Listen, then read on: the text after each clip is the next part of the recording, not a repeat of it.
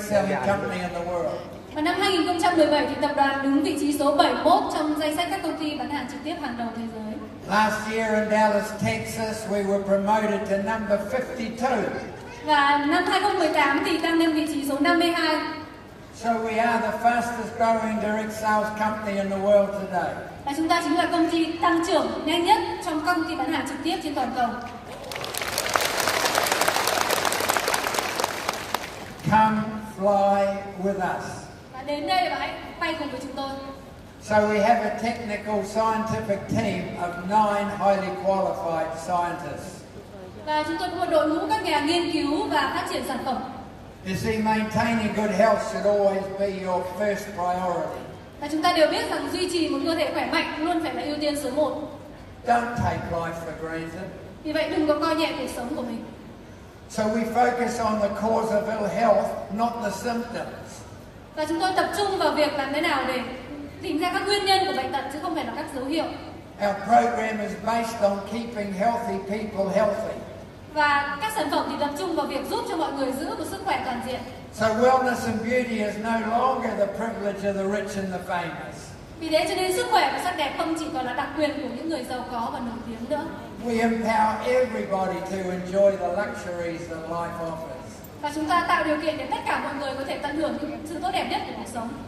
You see, aging is 100% fatal. Và sự lão hóa thì xảy ra 100% ở trên cơ thể chúng ta. None of us are going to get out of life alive. Và chúng ta không thể nào có ai trong số này có thể thoát khỏi việc lão hóa được. So we have to be prepared and enjoy every day. Vì thế chúng ta phải luôn sẵn sàng để có thể tận hưởng mỗi giây phút của cuộc sống. Because one day it will be our last. Vì có thể bất kỳ một ngày nào đó cũng có thể là một trong những cái ngày mà chúng ta sẽ phải chấm dứt điều đó. You see, nobody dies of old age. Và chúng ta thấy rằng là gần đây người ta không mất vì tuổi già. We die because one or more of our organs or systems gives up early. Và lý do chúng ta qua đời có thể là cho một nhiều cơ quan trong cơ thể mình không còn khả năng hoạt động nữa. So you're only going to live as long as your weakest organ. Và chúng ta có thể sống nếu như chúng ta duy trì được hoạt động của tất cả các cơ quan trong cơ thể. So your lifespan has already been predetermined. Và tuổi thọ của chúng ta đã được định trước. But I'm excited that we can intervene. Nhưng mà tôi rất là thấy hào hứng bởi vì chúng ta hoàn toàn có thể chậm quá trình này lại. You see, you can predict what you're likely to die of. Và chúng ta có thể biết trước được rằng là sức khỏe của chúng ta sẽ bị ảnh hưởng như thế nào. It'll be what your parents or your grandparents died of unless you do something different. Và có thể nguyên nhân về sức khỏe của mình cũng giống như là nguyên nhân gây ra những bệnh tật cho cha mẹ của mình, trừ khi chúng ta có một lối sống khác đi.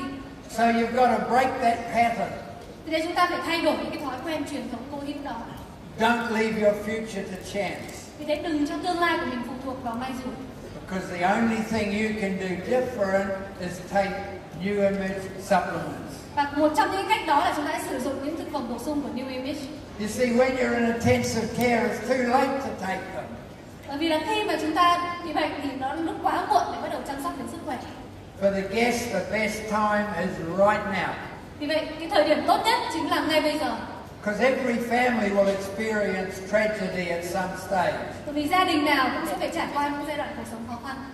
And with your knowledge, you could be the catalyst to help prevent tragedy. Và nếu như chúng ta có đủ kiến thức thì chúng ta có thể giúp gia đình mình vượt qua giai đoạn khó khăn đó. So New Image really is at the cutting edge of anti-aging, bioactive, telomere, stem cell and colostrum research. Và New Image đã có những nghiên cứu đột phá về sinh học, về quá trình lão hóa, về telomere, về tế bào gốc hay là về sữa non. So first of all, I want you to understand how complex your body is. Đầu tiên chúng ta phải hiểu được là cơ thể mình phức tạp như thế nào. And how lucky you are that everything functions at optimum.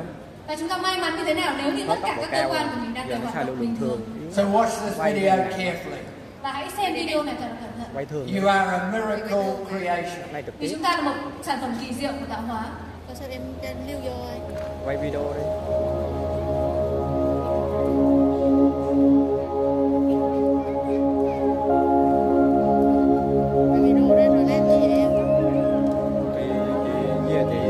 Đăng lên Facebook được, đăng lên được nhưng mà không có tốt được. Về có wifi đăng lên. Rồi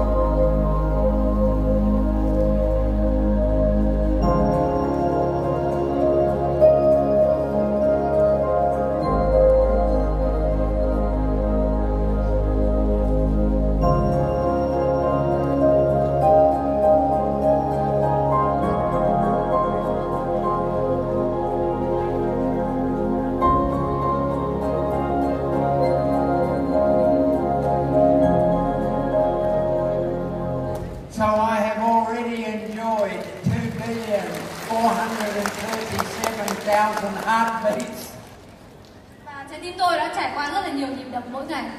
We take so much for granted. Và chúng ta đã lãng phí quá nhiều thứ. So the DNA is the blueprint of life. Và DNA chính là một bản đồ mã hóa của cuộc sống. And your genes are the switches to make things happen. Và gen của chúng ta chính là công thức để cho mọi thứ có thể hoạt động được. If the DNA stress fractures, cellular communication becomes dysfunctional. Và khi DNA của chúng ta bị tổn thương thì những chức năng truyền tín hiệu tế bào sẽ mất kiểm soát. And degenerative disease results. Và điều này gây ra một số bệnh cho cơ thể. It's as simple as that. Và đây chính là rất là đơn giản. And if we can influence the immune system, we can correct all of the deterioration of our body functions. Và nếu như chúng ta có thể tác động vào hệ miễn dịch thì mình có thể giảm được những quá trình suy thoái của cơ thể. So the DNA sends a code which is instructions, signals and messages. Và DNA sẽ truyền đến mật mã để có thể truyền tải những cái thông tin, dữ liệu, sự trao đổi và những ý nghĩa cho cơ thể. Becomes a software program of your body. Và đấy chính là giống như một phần mềm của cơ thể mình vậy.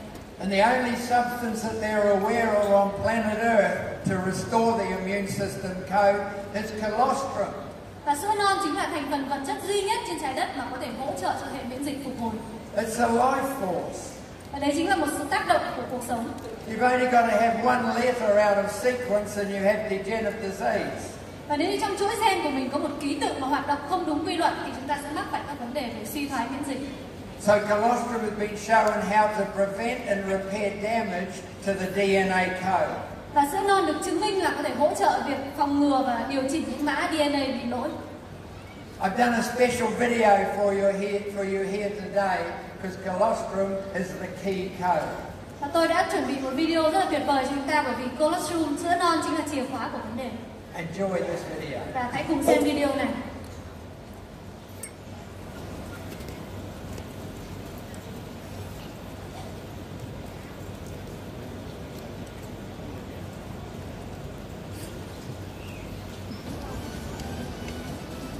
Tất cả chúng ta đều biết những lợi ích của sữa non và sữa non có thể giúp cải thiện sức khỏe của chúng ta. Nhưng thật ra sữa non có thể làm điều đó như thế nào?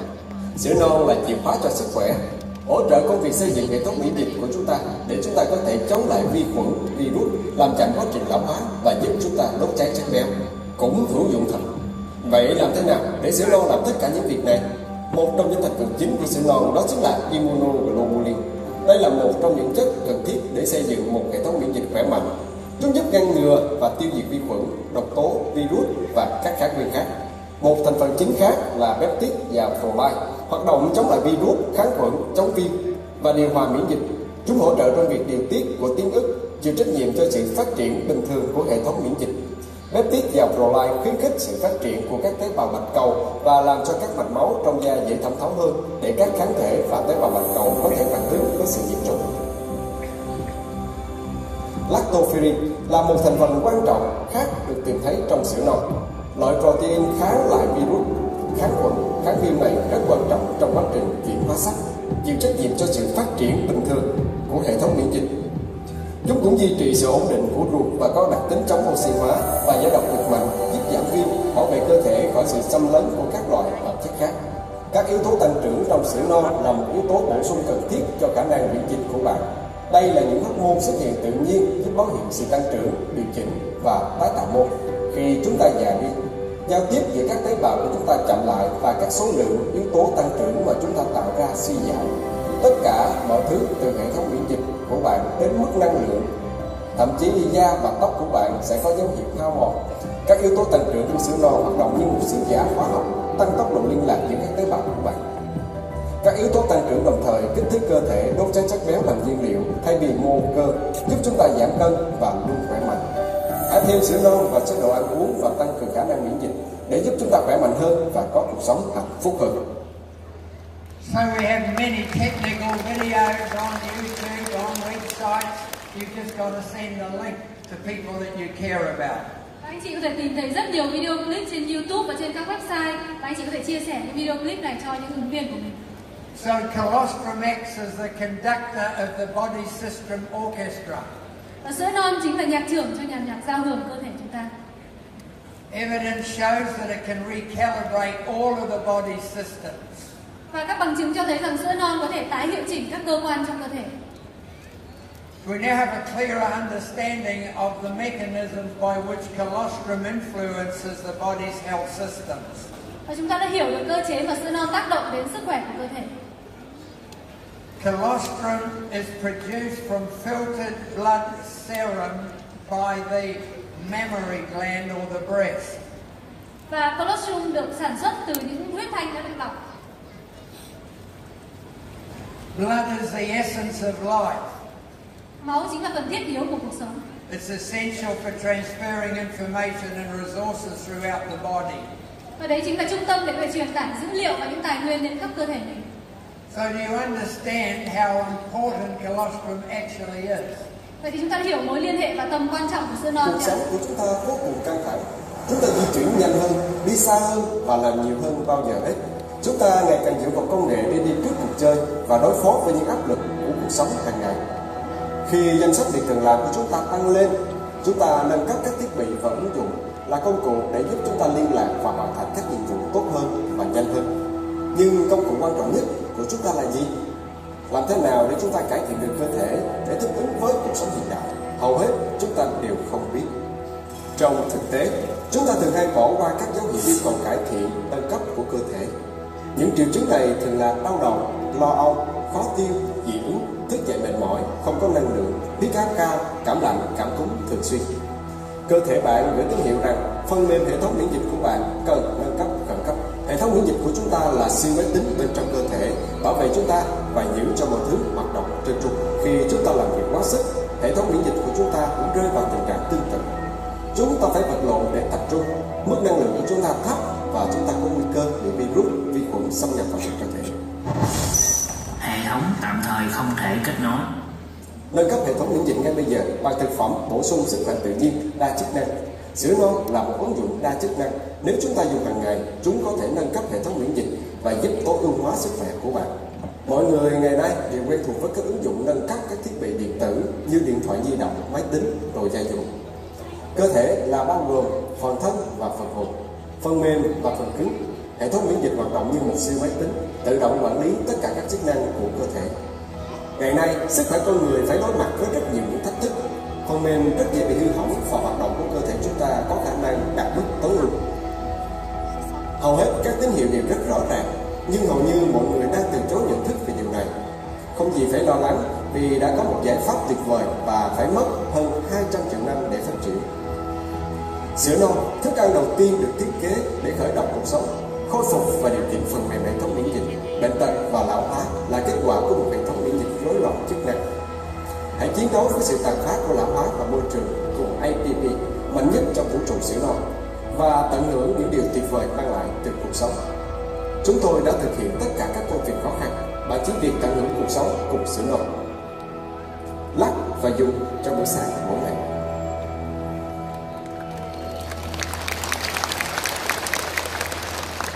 Now you know why I'm so excited about taking the miracle of colostrum to the world.